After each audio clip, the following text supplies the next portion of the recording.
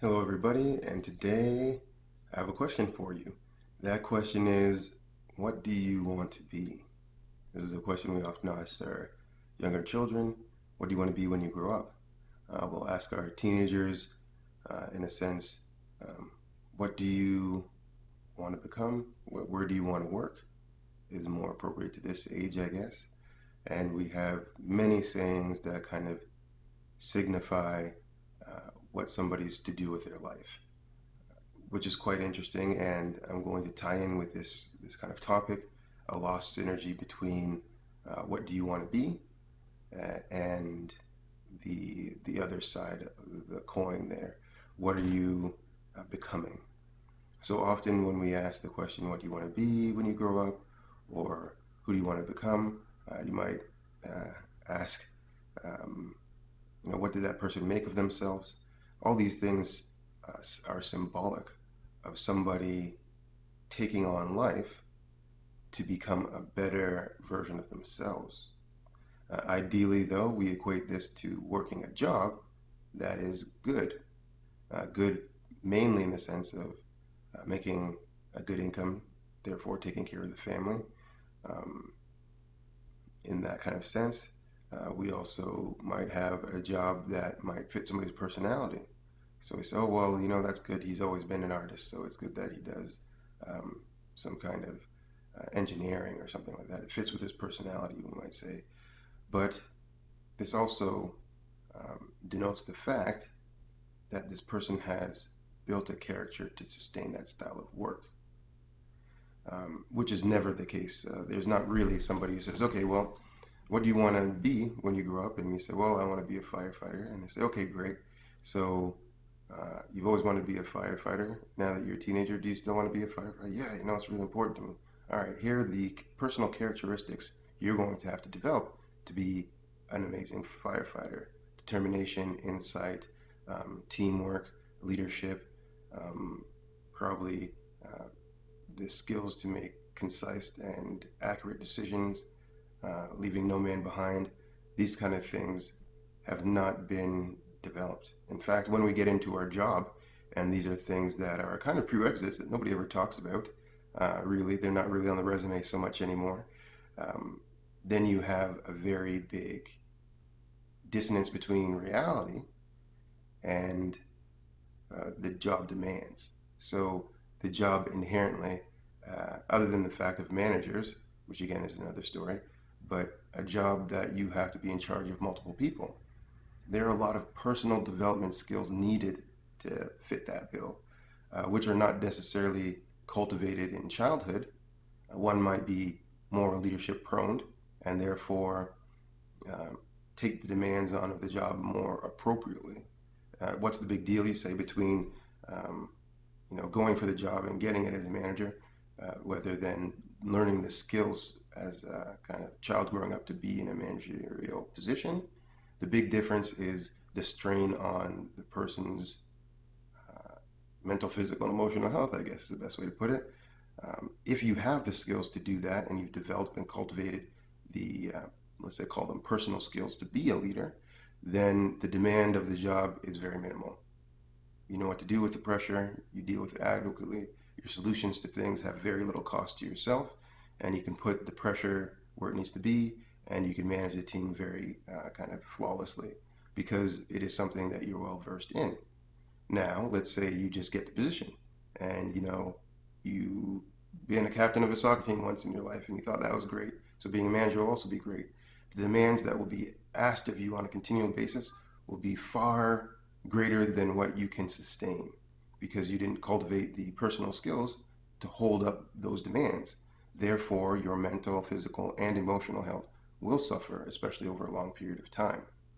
So I think we should look a little bit deeper into the fact of when we ask somebody what they want to be or what they want to become, how have we assisted them in developing the personal skills to take on those tasks? There's many skills to be had.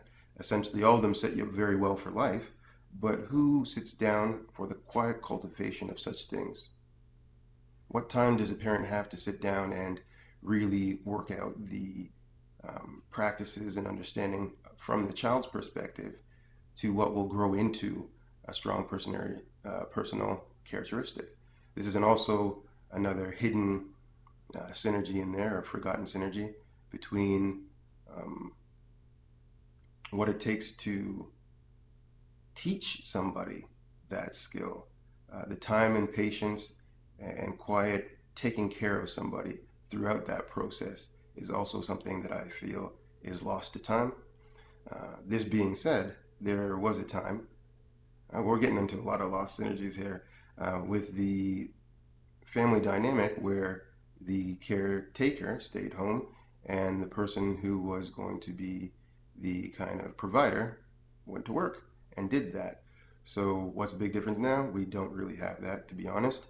So what? That's better because now you have two incomes and two people can work and make income, and it's more gender, let's say, equal in a way to put it. I think if we look at it from that kind of perspective in an empowerment thing, then yes, it's very empowering for ladies who's never had the chance to go out and work and feel confident and gain those skills and become the best they can be with all the equal opportunities as their male counterparts. I think that's wonderful. However, I think we kind of miss the real lesson in that, let's call it, older way of doing families. Uh, the real thing is, who was the person that was in charge of cultivating the characters of the children? This would be the caretaker. They're able to see more or less the ups and downs of the child. They have tons of time with them, so they can see where they need to, let's say, become more insightful, learn how to share, become more playful, become more determined, work on confidence. All these things would easily be seen by the caretaker. This person had a sixth sense of what was needed from or for that child. And in that way, you can cultivate a very strong style of personality and therefore create somebody that can become anything they actually want to because they have the appropriate skills, call them human skills, to take on more or less any task that they'll have to take on and be confident and do it with less cost to themselves. However, this is the ideal version of that. But again, we want to strive for the ideal and to become the best versions that we can. So, knowing that that was a thing that happened, and teachers took a little bit more um, of a role of kind of discipline in a way of showing what it takes as a character to kind of go through schooling and that kind of thing. The cultivation of young minds was very important and was very look up to as a high esteemed position. Anybody who was a teacher was a very important person, just by the nature of their ability to do such things. So how have we, let's say, brought those ideals into the 21st century? This is a very good question. I don't think we've done anything with them. We've just sped up. And in speeding up, we've kind of left generations of children essentially wanting, I guess is the nicest way to put it. And this becomes a big challenge. So now what happens to those children that have to take on challenges in which they have not had the character development, the personal skills to be able to take on life? Life is a very challenging and hard thing, and you will run into multiple hardships. How do you take on these things without a loss of health? When you don't have those things, it becomes very, very hard. You'd see that anything, and again, the thing that's challenging is kind of thinking you're here or being here and thinking you're here. So you go into that job and you think you have all the skills, but this is actually a demand. There's a big stressful thing that happens. After that happens a certain amount of times throughout your life, there's this thing that seems so easy, and why is it so hard? And that's the lack of the personal skills, let's call it. Then it has a huge emotional and mental demand. And eventually those mental and emotional things will turn into a physical thing. And then how does one rebound from that? Everybody's too busy to help you, really. In this way, you could turn to your grandmother, grandfather, parents. Too busy.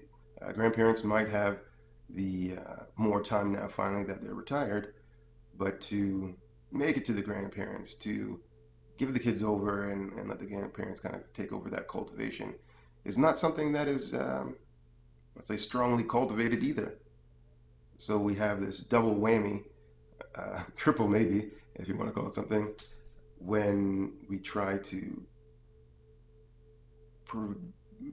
let's say, project the idea to the children that they can become anything they want without giving them the basic skills, let's call it, of life to take on the thing that they want to do in a way that's going to be beneficial from those three realms.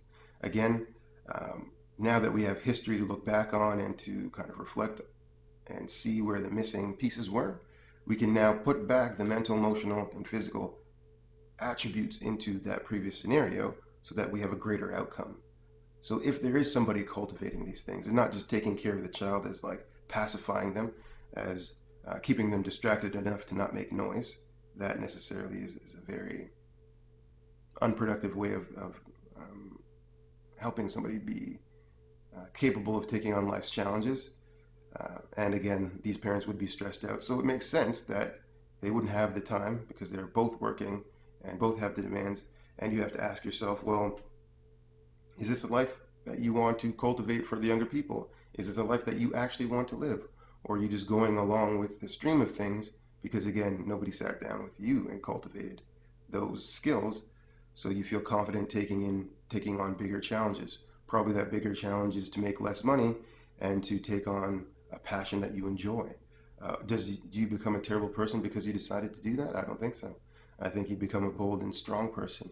You refine yourself through that challenge. And at the very minimum, if you do that for a couple years and it doesn't work out, you can always go back to working a job. In fact, you'll have more personal skills to add to that job that you're now going to work. And therefore, you will be able to take it on masterfully and earn a quicker increase in wage because of your productivity, essentially. So I see that there's generations of this lacking of character development and process of guidance along that lines. And again, to quantify the fact that there's that lack of guidance, we have YouTube and tutorials and classes, master classes and seminars and motivational speakers and all these kind of things that didn't particularly exist in such an abundance. Why is there so many of these things now? Probably because people are seeking guidance.